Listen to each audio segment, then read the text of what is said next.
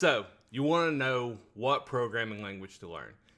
And I'm going to tell you, by the end of this video, I'm going to give you 4 tips or reasons that will help you decide what programming language it is that you want to learn or that you need to learn.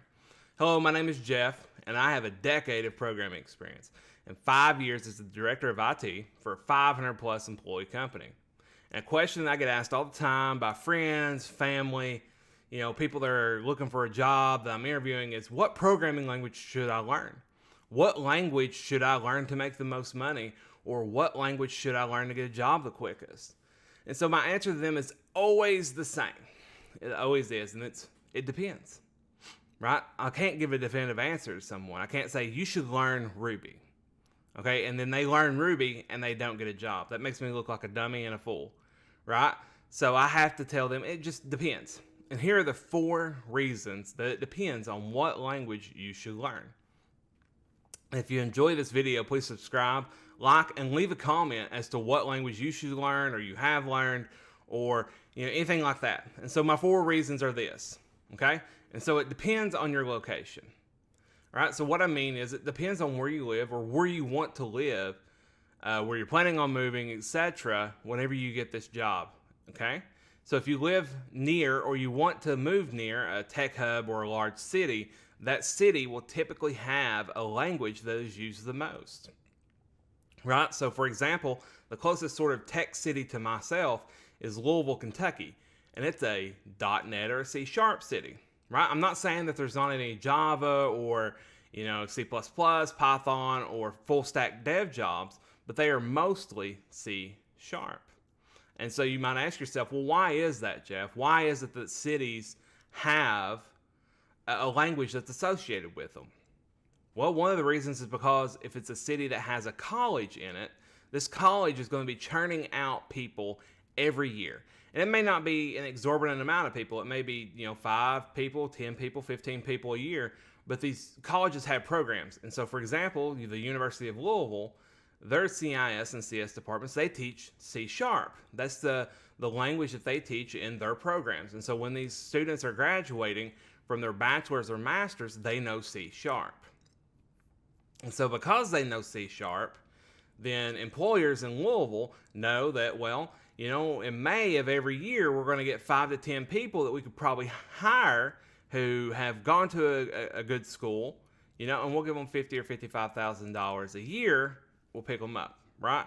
And so that's one of the reasons that the location makes so much of an impact on what it is that you should decide to learn, right? So you should look at where you want to live, where you currently live, and see what sort of languages the college is teaching, if there's a college there. Look and see what sort of jobs employers are looking to hire for and what languages they're looking to hire for, and use Indeed. Use like Indeed or a job board or something. Just go on there and search, software engineer, software development, or something like that. Set it to the city that you're looking at, and it's going to come up with all the available jobs.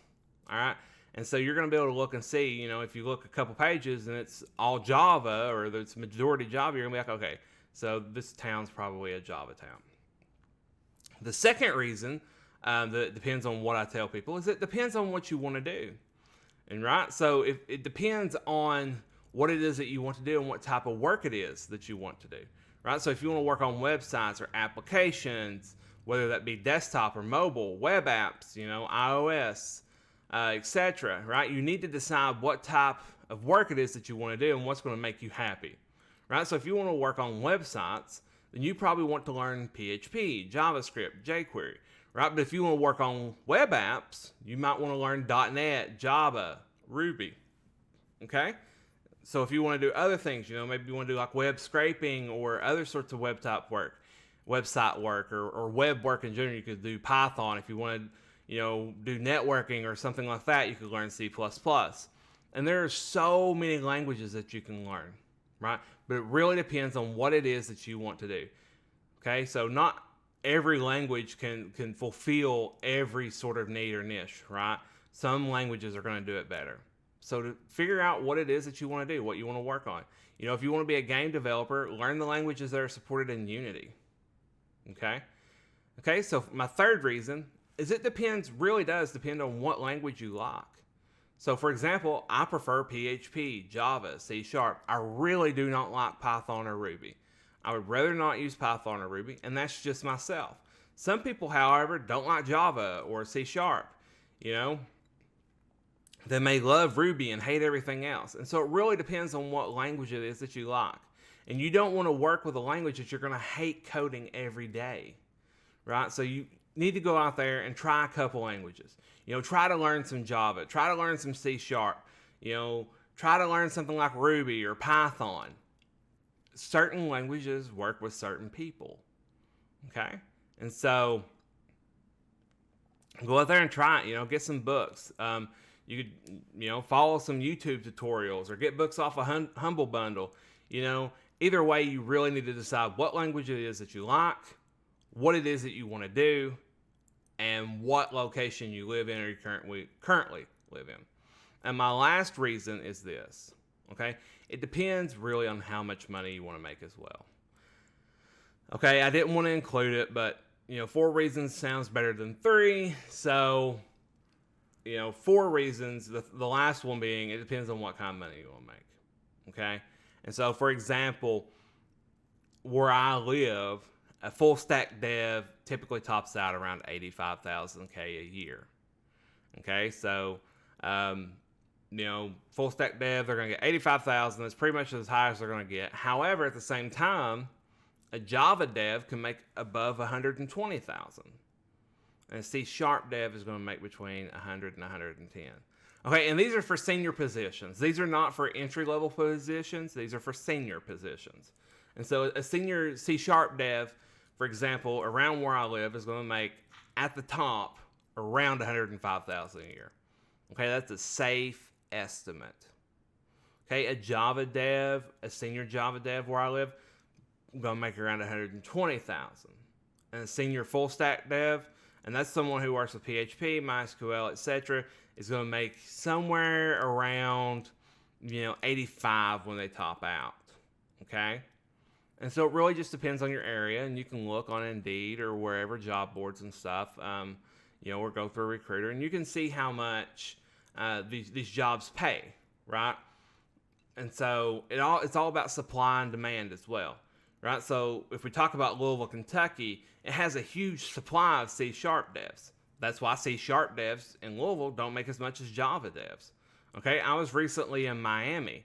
Okay, and in Miami, there's a huge need for Ruby devs. You know what they were paying Ruby devs in Miami? Over $200,000 a year for a senior Ruby dev. Was making over $200,000 a year in Miami. Okay, that's a lot. I mean, for any standard, even though Miami has a huge cost of living, that's still a lot for a dev, considering that their CTO only made $175. Right? So if there's a huge need, you're going to see a lot more money for that position. It's going to be a lot more competitive, right? But if there's not a huge need, or there's way more supply than what there is demand, like for a full stack dev where I live, then it's going to pay a little bit less, right? So guys, please like, comment, and subscribe. I hope this video helps you, and I hope it gives you 4 little reasons or tools to help you decide what language it is that you need to learn, or what language it is that you want to learn. And if you take all of these 4 reasons that I've given you and you put them together, you will be able to decide what language it is that you want to learn for you. Okay, don't listen to someone else. If someone's trying to say some snake oil saying, go out and learn Ruby on Rails right now, don't do that. Okay, unless you are willing to relocate or maybe work remote, just depending, don't do that. You really need to take into some consideration all 4 of these things before you decide. Listen, I hope this helps you. Please, if it does, leave a like, a comment. Comment and let me know. I really do want to know if this has helped you. I want to know what language it is that you decide to learn for yourself. And listen, I want to know if you're on the fence and this helps you decide. All right, great, thanks. I appreciate everyone who watches this video, okay? Please check out my other video, which is Mac versus PC and how to choose one for your programming environment and everything like that. And stay tuned for some more videos coming out, here soon. I'm going to do some videos on, how to do a phone interview, right? So how to ace a phone interview, how to ace an in-person interview, what things you need to learn to land that software engineering job that you want to, what to go into that interview having prepared for, okay? And so I hope everyone has a great day. Thank you.